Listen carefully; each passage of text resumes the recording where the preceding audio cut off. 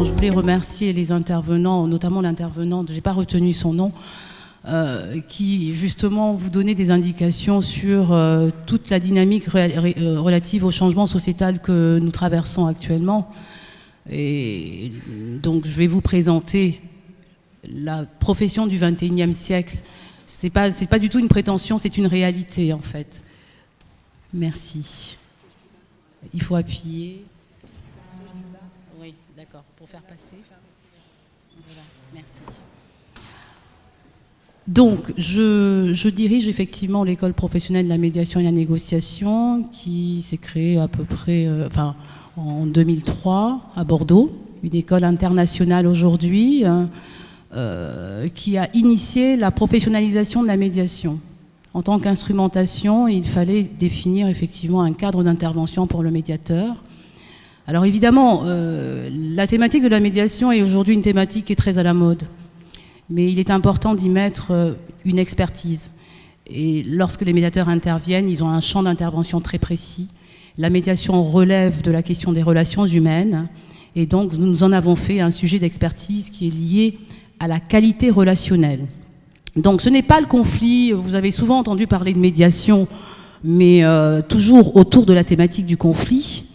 Je vais en tout cas vous présenter ce qu'apporte la médiation, notamment Charline Basconès, qui est elle-même une professionnelle dans ce secteur, pourra vous en parler parce qu'elle a pu développer ses activités au travers justement de cette nouvelle expertise, une expertise en ingénierie relationnelle.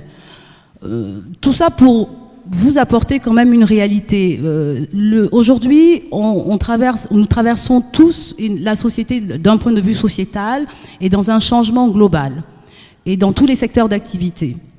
Le médiateur professionnel est aujourd'hui un acteur incontournable qui va sensibiliser toutes les professions pour avoir des compétences relationnelles. Vous conviendrez avec moi que nous n'avons pas appris à l'école à être en relation les uns et les autres. Donc évidemment, lorsque les personnes, nous nous retrouvons tous en conflit, d'ailleurs le conflit fait partie de notre vie. Donc je remercie en tout cas l'intervenante antérieure parce que aujourd'hui, nous sommes dans un changement de paradigme et il s'agit de revisiter l'entreprise et les modes relationnels dans l'entreprise. Je crois qu'il y a vraiment une méconnaissance, je dirais, des interactions relationnelles. Donc, aujourd'hui, ça s'apprend. Toutes les professions viennent se former à la médiation professionnelle et nous délivrons d'ailleurs une certification qui est enregistrée au répertoire des certifications professionnelles. Et pour accompagner aujourd'hui ce changement sociétal dans les organisations, et j'en veux pour preuve, vous avez des ordonnances aujourd'hui Macron, qui incitent toutes les organisations à s'approprier leur dialogue social. Et quand je parle du dialogue social, ce n'est pas le dialogue social institutionnalisé, parce qu'il s'agit de redéfinir les modes relationnels entre toutes les parties prenantes de l'entreprise. Et quand je parle de l'entreprise, c'est parce que nous sommes des professionnels qui intervenons pour accompagner les problématiques relationnelles. Mais en réalité, il y a tout un tas de professions aujourd'hui qui sont dans le secteur de l'accompagnement qui seront prioritaires. Parce que je ne vous cache pas que plus nous aurons la digitalisation et la numérisation, et plus il faudra apprendre à être en relation en fait. Donc l'école professionnelle, effectivement, a développé une instrumentation spécifique. Nous sommes une école internationale, nous sommes présents maintenant depuis 2 ans aussi en Afrique. Nous avons démarré par Abidjan, mais à Paris, Lyon, Bordeaux et dans les Caraïbes depuis de longues années. Une expertise spécifique, une ingénierie relationnelle, une présence dans tous les secteurs d'activité avec des ouvrages qui ont été, je dirais, édités pour expliquer l'instrumentation et l'intervention du médiateur professionnel. Je vous laisserai, hein, bien sûr, nous sommes au pôle formation et ça relève de la pédagogie, ça relève de l'éducation. Comment fonctionnent les interactions relationnelles?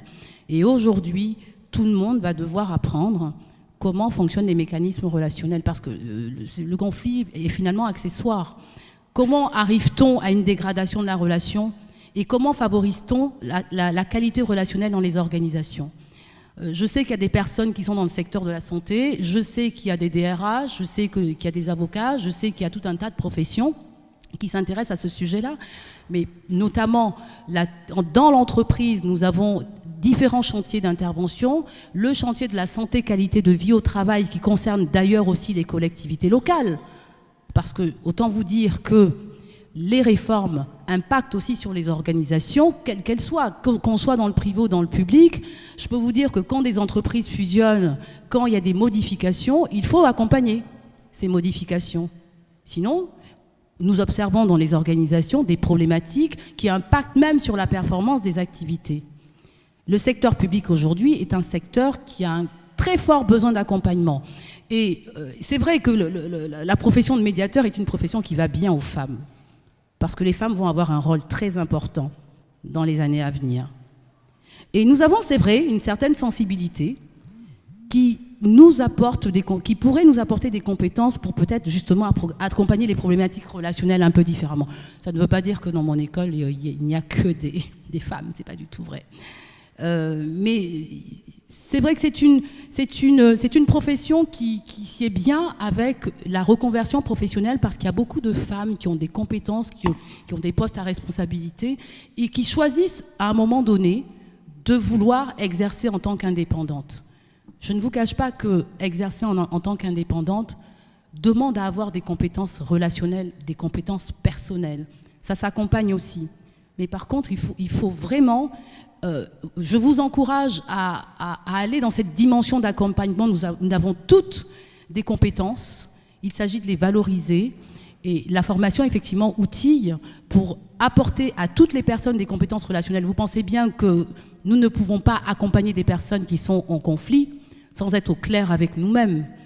Nous devons être au clair même d'un point de vue relationnel. Donc, Charline Basconès, qui est médiateur professionnel, va pouvoir vous expliquer justement en quoi consiste l'intervention des médiateurs professionnels, comment impacte, je dirais, cette nouvelle discipline dans les différents secteurs d'activité.